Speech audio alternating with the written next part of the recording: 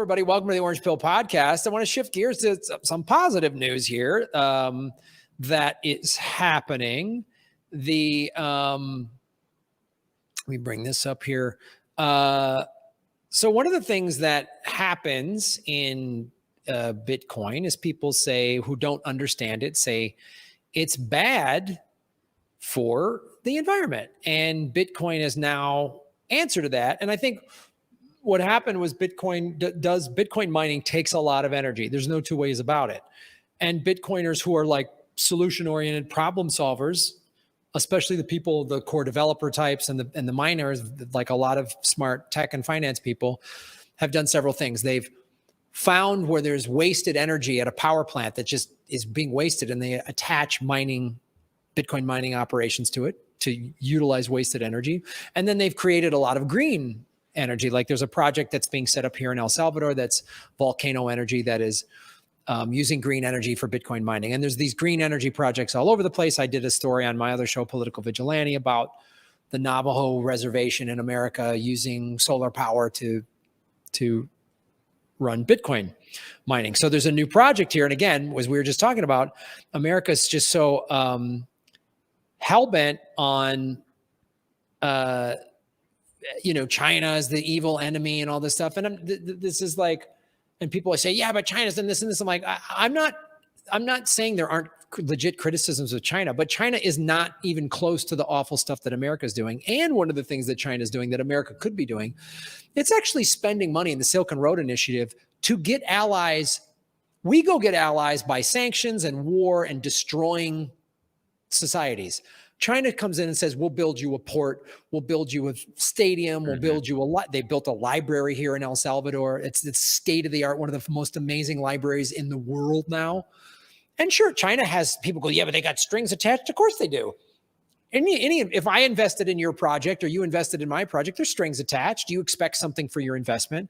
But what would you want? And an investor saying, we're going to give you a bunch of money to build up your country's infrastructure, or we're going to bomb the ever-living snot out of you and ruin your generations and kill people. Like, what would you take? Yeah, give me the money and I'll take whatever deal you got. So this is clearly one is better than the other. Yes. In comparison, it's yes. Like, I mean, there is no like, all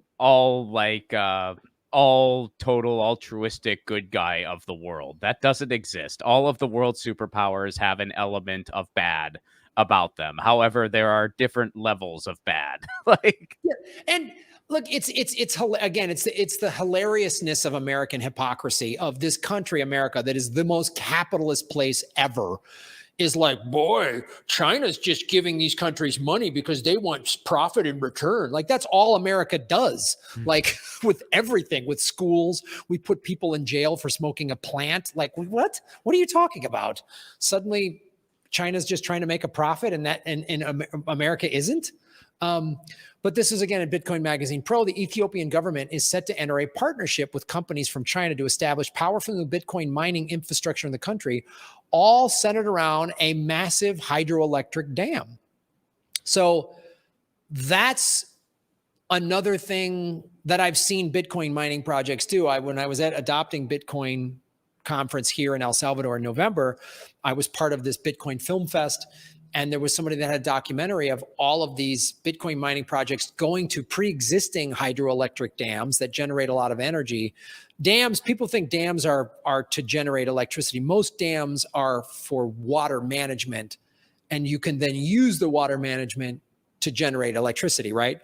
So they, again, found these dams where there's excess energy being used that no one is using, that's not going into the power grid that they're attaching mining to.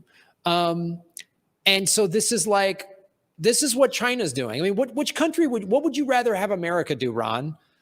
Do stuff like this in Ethiopia, or sanction and bomb and back some horrible dictator just because he's going to let your, oil companies go in there and wreak havoc?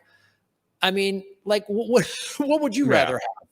Yeah, the choice is obvious. And yeah, when you see stuff like this, because, when it comes to Bitcoin in general, I'm not, I'm not where you're at. Sure. But I'm also not, you hear people on the total other end that just, and people that are completely dismissive, excuse me, I don't get it, because I'm like, how can you look at, stuff like the blockchain and all these different advancements and say there's nothing good in this. There's nothing valuable in this. Like I just don't get it. There's so much. And so when you bring it to the environmental space, when people say that, like, oh, well, it takes up a lot of energy. And I'm like, yeah, I don't dispute that, but at least they're being proactive about it. Can you say the same thing about Wall Street?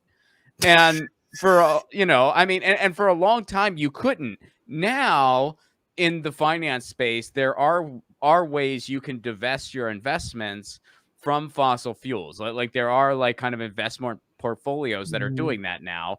But the reason I think part of the reason they're doing that is because cryptocurrencies first started to try to green their processes. Like they did it first, and then you saw, the traditional finance market, however you want to put it, then you saw them kind of follow. Because all that being said, there's still like horrific fossil fuel investments that go on every freaking day.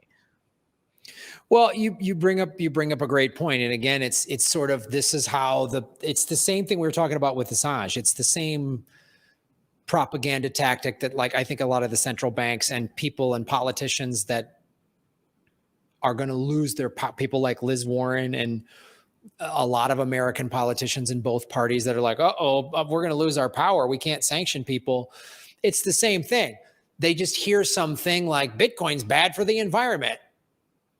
Yeah. And they go, oh, I read Liz Warren's tweet, so it must be bad for the environment, without just doing some basic logical extrapolations of like, Bitcoin uses a lot of energy. Yes, it does. Do you want to add up just amount of energy that ATMs use? Do you want to just total that one up, right? Just off the, right now, like what ATMs and brick and mortar banks use? And you brought up Wall Street, how much energy Wall Street just uses in terms of their physical infrastructure.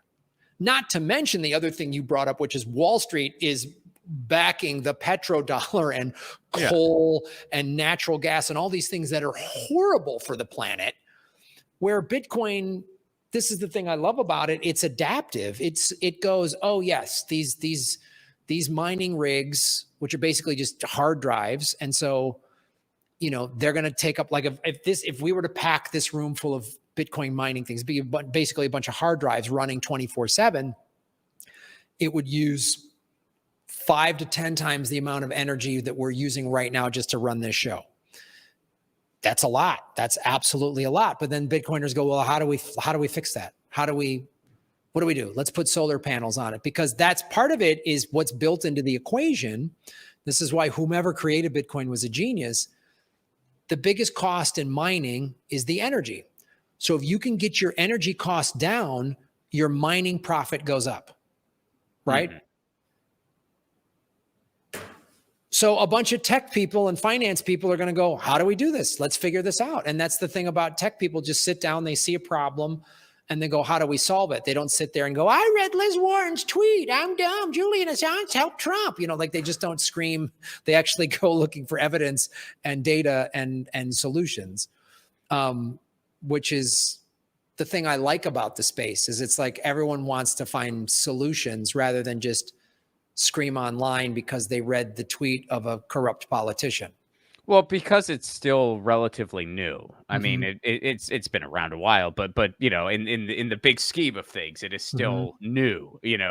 So there's a certain proactivity that is in this space that just doesn't exist in a lot of the other ones. And so when they point a finger, it's just like, yeah, that's a valid critique, but look at the other structures we have. They are certainly no better.